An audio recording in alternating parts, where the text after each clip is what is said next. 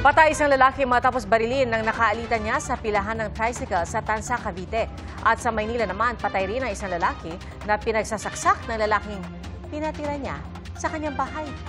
Saksi, si Jomer Apresto. Pasado alas 9 ng umaga kahapon, nilapitan ng isang lalaki ang magkapatid na sina alias Rod at alias Mike sa Marzan Street sa Sampaloc, Maynila. Maya-maya si alias Rod hinataw ng sospek ng speaker at tinadyakan pa.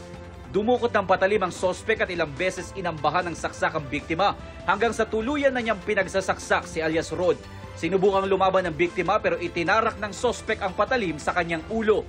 Humandusay ang biktima na tila pinanood pa ng sospek malagutan ng hininga bago siya umalis sakay ng motorsiklo. Si alias Mike naman napatakbo.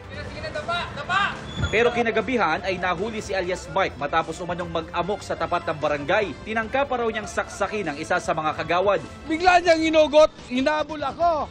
Siyempre tumakbo ako. Nakakita ko ng kahoy.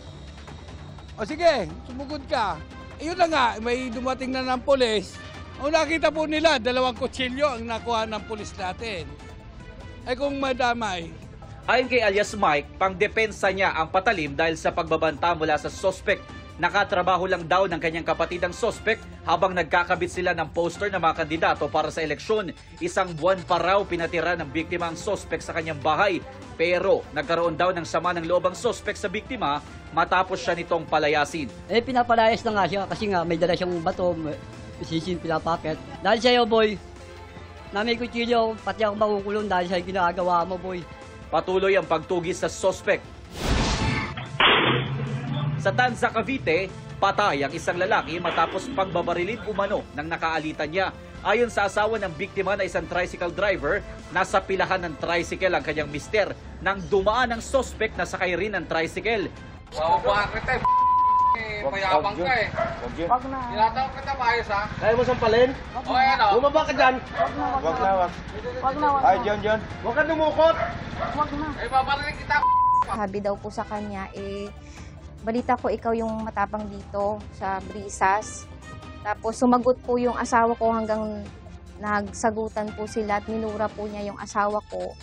Hanggang sabi po niya na antayin mo ako dyan, babalikan kita. Pinapayuhan na raw ang kanyang asawa na mga kasama nito na umalis. Pero dahil kakilala ng biktima ang sospek, hindi siya umalis agad hanggang sa bumalik umano ang sospek sakay ng motorsiklo kasamang 2 pang lalaki. Doon na pinagbabaril ang biktima sa ulo at katawan.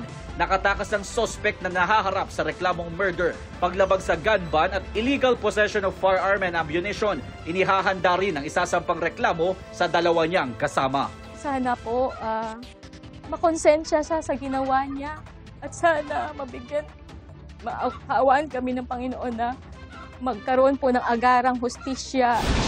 Para sa GMA Integrated News, ako si Jomer Apresto, ang inyong saksi. Mga kapuso, maging una sa saksi. Mag-subscribe sa GMA Integrated News sa YouTube para sa iba't ibang balita.